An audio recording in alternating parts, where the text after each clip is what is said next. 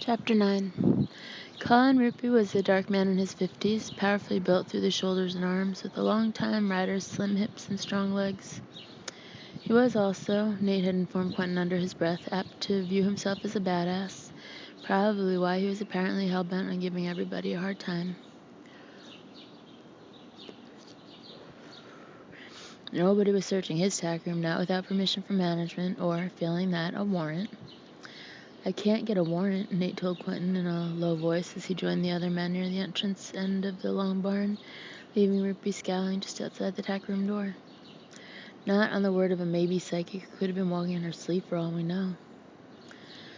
Quentin kept his voice low as well when he said, "I believe her, Nate. I believe we need to search that tack room." "Yeah, I know you believe her. The question is, what do I tell Ms. Boyd to convince her? You said she was agreeable when you talked to her last night." "Yeah, but she wasn't happy about the situation. Now I'm supposed to get her up at dawn to okay this? Look, what do you really expect to find in there?" "I don't know. Something. Something to help us figure out who murdered Missy and Jeremy Grant, and who knows how many of the others." "You're expecting a lot out of a lousy tack room, Quentin. People in and out all day, every day. What could be hidden in there?" "I don't know," Quentin repeated. "I think we need to find out." Nate pursed his lips and blew out a slightly impatient breath. He looked tired, which wasn't surprising. He might have gotten 5 or 6 hours sleep before Quentin's call pulled him out of his own bed, but it was more likely he'd been working in his office until well after midnight. "You're asking me to go on a pretty damn long limb here," he said finally. "We both know a thorough search of that room is going to mean checking under the floorboards and behind walls. If we don't find anything after all that, the owners of this place are going to raise hell."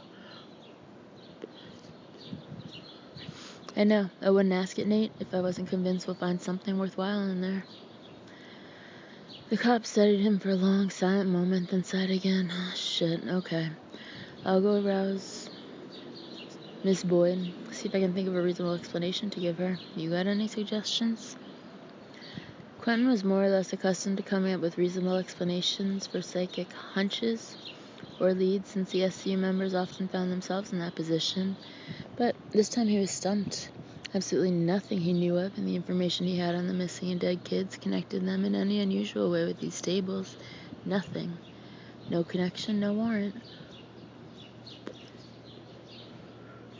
"I wish I did, but sorry. And don't suppose Miss Briscoe is ready to go public with the psychic stuff?" "And I don't suppose Miss Briscoe is ready to go public with the psychic stuff?" "I doubt it. She's only beginning to believe it herself." "She believes enough to insist there's something hidden in that tack room because another ghost told her so?" Diana had already returned to her cottage to get dressed, at Quentin's insistence, by the time Nate had arrived. So the cop hadn't yet spoken to her about any of her encounters, including the one the previous afternoon, which was probably why he sounded frustrated. Probably. "The ghost of another one of the missing kids told her so, Nate. Rebecca Morse. That's one missing kid you should definitely remember. You worked on her case." Nate was frowning now. Yeah, I worked on it. She went out to play in the gardens one morning, and nobody admitted to seeing her once she stepped off the back veranda. We never found a trace of her. My boss at the time decided her father had snatched her. There'd been an ugly divorce, but we couldn't trace him.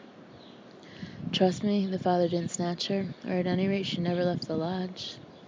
Quentin glanced toward Rupi and added, "I'll wait here while you talk to Miss Boyd, if you don't mind." "You suspect Rupi?" "He was here 25 years ago. He's here now. That's all I know." Quentin was also wary of the fact that Rupi had turned up here when, if Quentin hadn't followed her, Diana would have been alone and vulnerable. Maybe the stable manager would have posed no threat to her, even so, but Quentin wasn't prepared to accept that as a given. There had to be a reason, after all, why his own abilities had sent him down here after her. Maybe he just needed to wake her to pull her from the gray time before she remained there too long. Or maybe the threat to Diana had been of the flesh and blood sort. Quentin didn't know. Yet. Considering the precious little we've got, Nate said with another sigh, I can't say I blame you for what's probably grasping at straws. I know he was questioned after Missy was murdered. I read the file. He had memorized it. Then the cops at the time couldn't find a whiff of anything suspicious about Rupee. I know, but like I said, he was here then. He's here now. If nothing else, maybe he knows something he doesn't know he knows. Nate considered that and nodded. Yeah, maybe. People do often enough, but don't question him, Quentin, not yet. He woke at what he states is his usual time and came down from his apartment to find 2 guests poking around in his tack room, so he's got a right to be rattled and pissed. It's not made things worse until we've got a reason to, okay? Quentin nodded, understood. Are you okay? You look a little... Thinking he probably looked a lot, Quentin grimaced and said headache, a real bitch of a headache. Plus his ears felt as if they were stuffed with cotton, like his sinuses, and his eyes burned and ached. He was definitely paying the price for his all-night vigil. You should take something for that, Nate said. Yeah, I will. Quentin didn't bother to explain that painkillers couldn't touch this sort of thing. Nothing ever had, except time and rest. Nate headed off toward the lodge's main building, leaving Quentin and Rupee eyeing one another across nearly half the distance of the barn's long hall. Quentin knew Rupee undoubtedly had work to do. Managing a stable comprising 3 separate barns and more than 30 horses was a full-time job, even if others did most of the grunt work. The horses were already restless in anticipation of their morning feed, stomping their hooves and snorting softly. The maintenance crew would be showing up any moment to feed them and begin mucking out the stalls. The clipboard hanging by the tack room listed 3 trail rides scheduled for today, as well as half a dozen classes for those beginning riders who wanted to more than just hang on for dear life during future trail rides. Rupee clearly didn't have time to stand around all morning, much less engage in a pissing contest with the cops or Quentin. But it was just as obvious that he was jealous of his authority, and not about to give ground unless forced by management to do so. Quentin knew the type. He'd come up against them often enough in his years as a federal cop. He also knew that Nate was right in saying this wasn't the time to question the stable manager, badly as Quentin wanted to do that. Nate would probably point out, however gently, that there was really no hurry after all. Missy had been gone 25 years, and a few more hours or days or even weeks wasn't going to change that. Probably. But the restlessness Quentin had been conscious of last night had shifted abruptly into a deep, cold sense of foreboding this morning, when Diana had opened her eyes so suddenly to make an eerily familiar statement. It's coming. And it had required all his willpower to allow her to leave his sight, to walk away from him, back up the well-lit paths to her cottage in order to change, because that was exactly what Missy had said to him 25 years before, the last time he had seen her alive.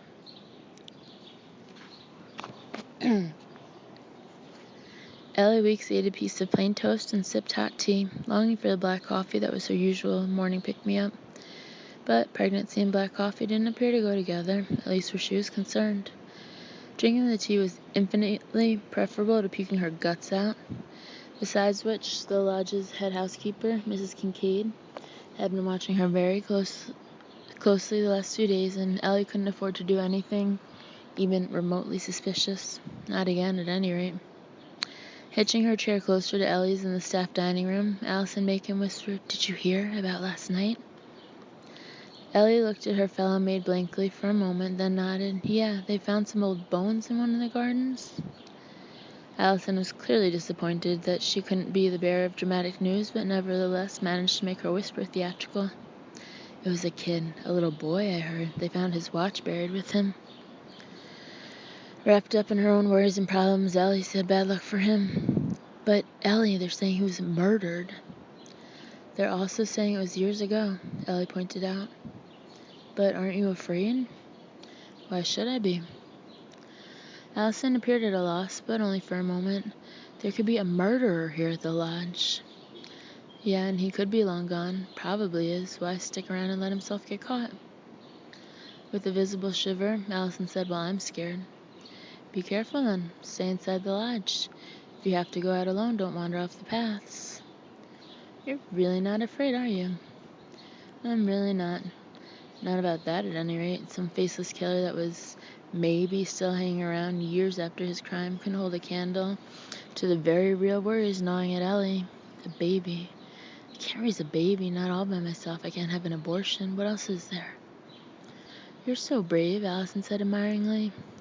If you say so. Ellie drained her cup, hoping it would settle her jumpy stomach, and pushed back her chair. 15 minutes before we're supposed to start work. I'm going to get some air first. I'll meet you in the supply room. Allison nodded, but absently, her gaze already directed across the room to another maid who might not have heard about last night's discovery. Ellie got up, making a show of looking at her watch for the benefit of Mrs. Kincaid. A show of pausing, considering, deciding she had time. Then she left the dining room, moving briskly, someone with a specific place to go. The staff dining room was in the lower levels of the south wing, along with the kitchens and other maintenance areas. Also in that wing were the very few small suites reserved for those comparatively few employees on the housekeeping staff who lived as well as worked in the lodge. Ellie occupied one of those, at least for now. But not once everybody knew about the baby. When that happened, she'd be out on her ass. Mrs. Kincaid was hard-nosed about that sort of thing. An unmarried maid turning up pregnant? No, she wouldn't have it, not at the lodge. So Ellie would be lucky to get a week's pay and half an hour to pack her shit and get out. No job, no home, and no one who gave a shit what happened to her. She didn't go to her suite. Instead, she stepped out one of the service entrances to stand on the small concrete porch. A metal pail half filled with cigarette-littered sand stood more or less behind the door, mute testimony to the usual reason employees lingered in the area. But there was no one here now, and when Ellie glanced around warily, she didn't see a sign of anyone in the area. She reached into the skirt pocket of her uniform and pulled out her cell phone and a slip of paper with a phone number printed in shaky handwriting. It hadn't been easy to get this number. Contact information on the guests, the special guests, was kept in a locked file drawer in the manager's desk. Everybody knew that. Well, everybody as curious as Ellie, and who had reason to wonder about those secretive VIPs. Good reason. Ever since that first pregnancy test had been positive, Ellie had spent way too much free time lurking outside the manager's office. There was one reason Mrs. Kincaid was watching her so closely now, because there was no good reason for her to have been in the administrative section of the hotel, except in passing. She had passed through a lot. Luckily, she got in her chance before Mrs. Kincaid became too suspicious, and her luck had held when Miss Boyd had left her office closed but not locked. The file drawer had been locked, but desperation and panic had apparently let Ellie magic fingers, because the metal nail file she tried had actually unlocked the thing, and without telltale damage, she hoped. Ellie wasted another precious minute wondering if that miracle heralded a change in her luck, then drew a deep breath and carefully placed the call. She got his voicemail, which she'd been counting on, and left the careful message she'd rehearsed half the night. Hey, it's Ellie, from the lodge. I'm sorry to call you like this. I know I promised not to get in touch, but something's happened and I really need to talk to you. I don't want to make trouble, honest, but this is something you should know, so if you could call me back, please. She didn't bother to recite her cell number since she knew his would record it automatically along with her message. Instead, she merely added, "It's important, thanks," and ended the call. There, the ball was in his court. All she could do now was wait. I don't blame them for not believing me, Diana said as she and Quentin stood watching Nate McDaniel, Colin Ruppy, and Stephanie Boyd form a clearly tense huddle in front of the tack room.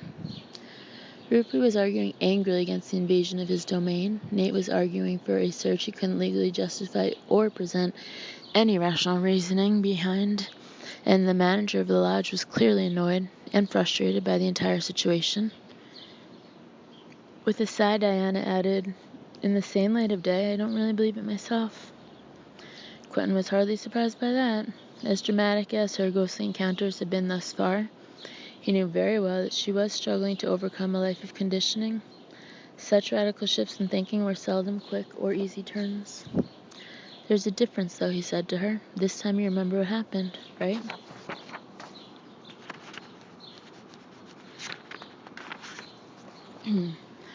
If it happened, it all seems like a dream now, and maybe it was. Maybe I was just walking in my sleep. Instead of arguing with her, Quentin asked, did it feel like that, like a dream? Or did it feel like you were someplace you'd visited before? She was silent. Diana? Dreams feel that way sometimes. We both know that. Familiar, even when they seem different from most dreams.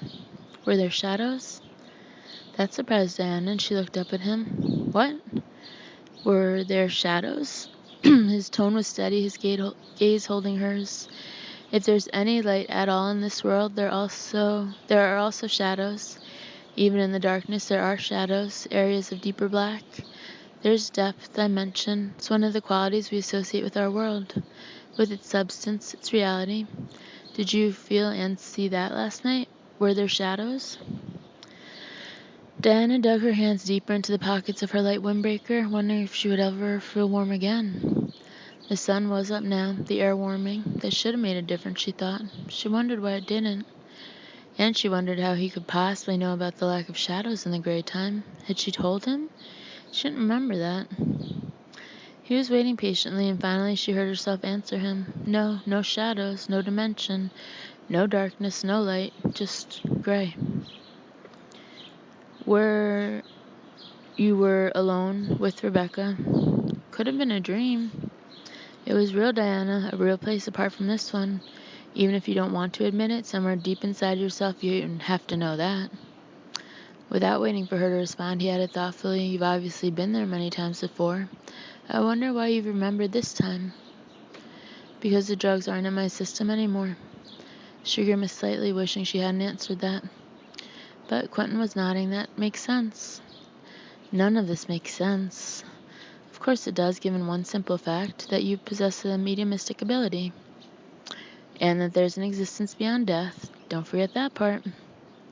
She wanted her tone to be mocking, but to her ears it only sounded strained. That's a given. Quentin sounded utterly calm. I've seen way too much to believe anything else. I wish I believed it, she murmured. Quentin wished she did too. It would, he thought, make all this at least a bit easier. He wasn't aware that he was rubbing the back of his neck until he felt Diana's gaze on him. Headache? She asked. He merely nodded, unwilling to explain that he was coping with the painful results of a night spent watching her cottage. She frowned and said, give me your right hand. Quentin did, wishing all his senses weren't so muffled. He could barely feel the cool touch of her hands as she held his between them, palm up. Her thumb moved near the circle of his palm, massaging slowly in a small circle. One of the doctors I saw over the years, she said, was very good at this. He said it was a form of acupuncture, his own personal variation. I used to wake up with headaches sometimes until he taught me to do this. Quentin was about to tell her that neither acupuncture nor acupressure had ever had the slightest effect on his headaches when suddenly the pounding in his head lessened, his eyes stopped burning, and he actually felt his ears pop as his hearing cleared.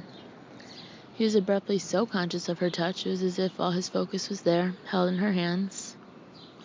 It's supposed to open up blocked energy channels, she added, her tone a bit rueful. New agey stuff, I suppose, but wow, he said. Better? Much. In fact, the pain is gone. Good. For an instant she seemed unsure, then let go of his hand and put both her own back into the pockets of her jacket. I'm glad. Even no longer touching her, his awareness of her remained so heightened that it was almost a tangible thing, as though she had channeled some of her own energy to heal his pain, leaving behind a faint impression of the energy's path between them. He felt it so strongly that he could almost see it. Was she a healer as well? It wouldn't be unprecedented among psychics. Miranda's sister Bonnie was both a powerful medium and an amazing healer, and it made sense given the theories and experiences of the SCU. A brain hardwired to tune in to the specific energy signature of death and whatever lay beyond might be reasonably expected to also possess an affinity for the energy signature of life, and possibly be able to channel that energy to heal.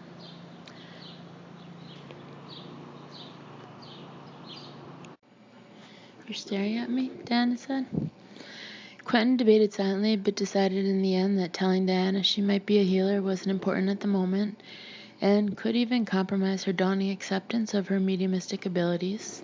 So all he said was, "Next time I get a wall-banging headache, I'll know who to come to for the cure. Thanks." "You're welcome."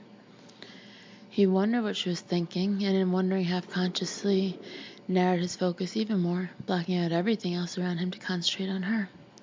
It was surprisingly easy.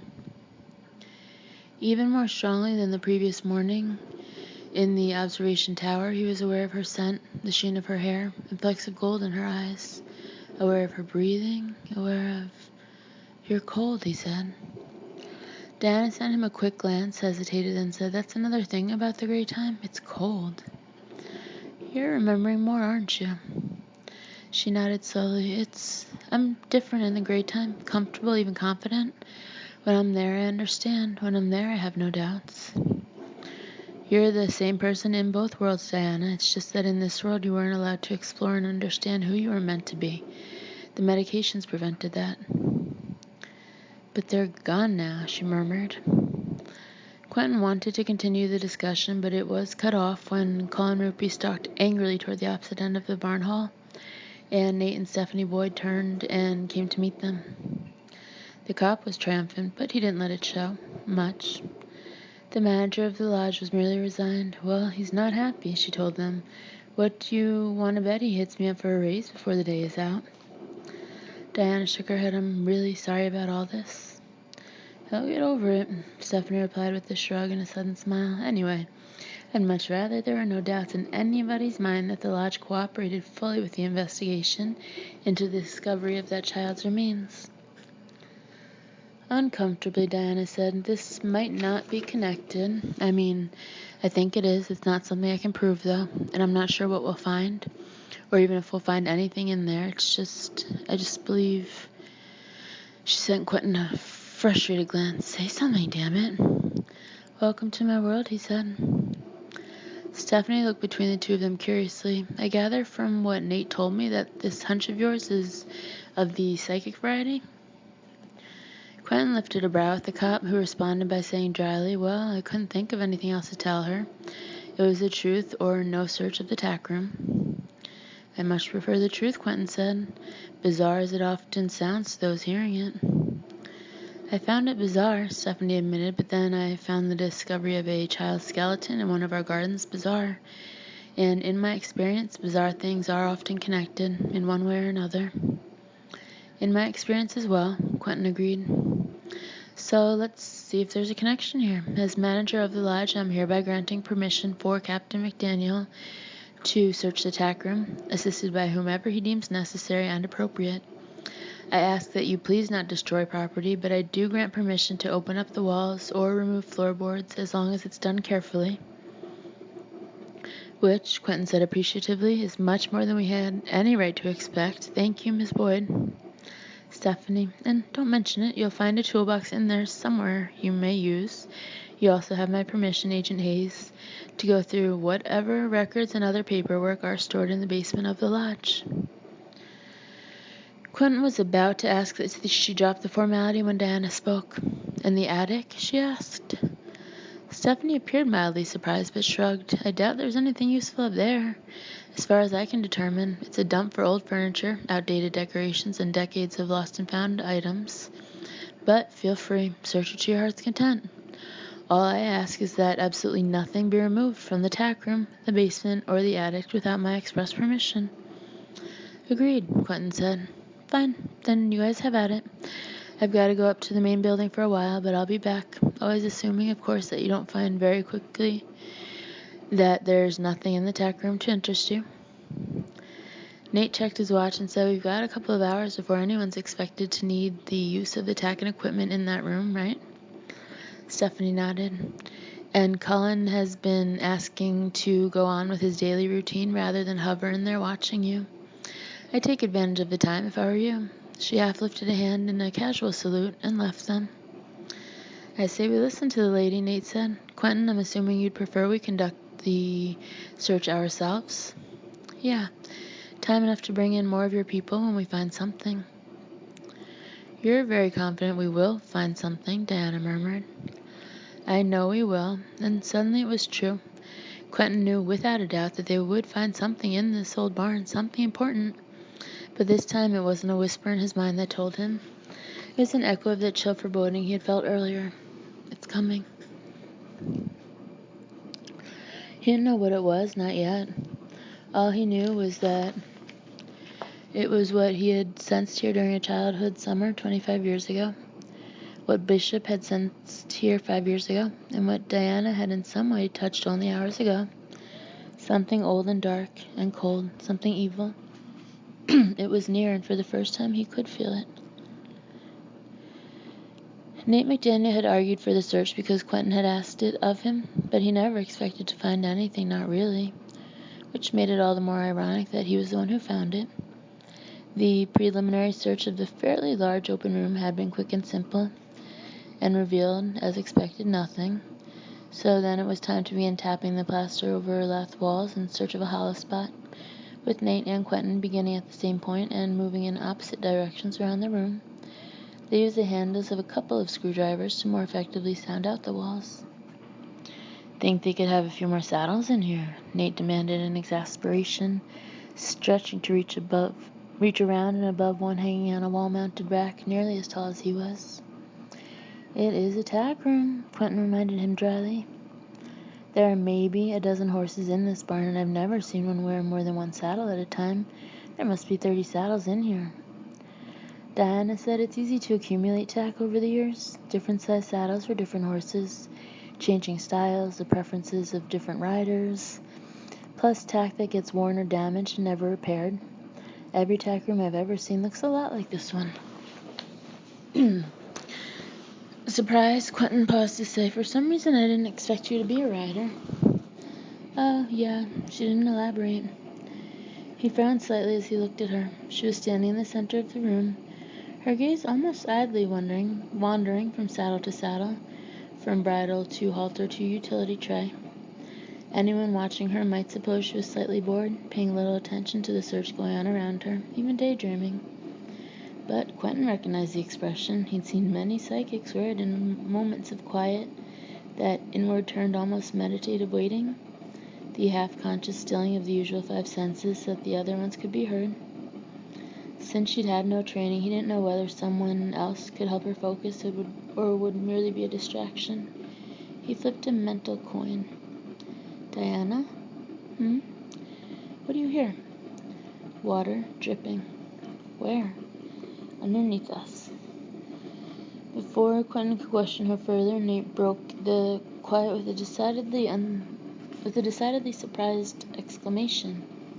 "Holy shit!" Quentin turned to see that the cop had somehow managed to shift one of the heavy floor-standing racks nearly a foot to one side, presumably to better get at the wall behind it, but he wasn't staring at the wall, he was staring at the floor. "What?" Quentin went to join him. "Either I'm out of my mind, or else I'm looking at one side of a trapdoor." "You're kidding." "Take a look." Nate went down on one knee, tracing with one finger a clear break in the seemingly solid floorboards. "Here." The edge was hidden by the base of this saddle rack, and I'm betting that if we move the rack on the other side of this one, we'll find the hinges.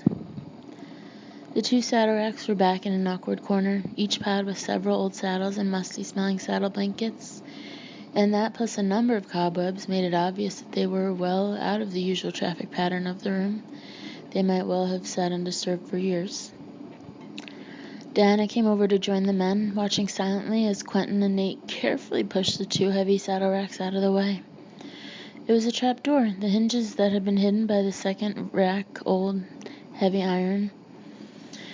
There was no handle, but when Quentin wedged one of the screwdrivers into the edge opposite the hinges, it lifted easily. They all saw the rough, round opening in the ground beneath the door, large enough for a big man to pass through. They all saw the heavy iron ladder bolted seemingly to the granite bedrock and disappearing into the darkness, and they all felt and smelled the wave of damp, chilly air that wafted up as soon as the door was opened. "Water," Diana murmured, "dripping."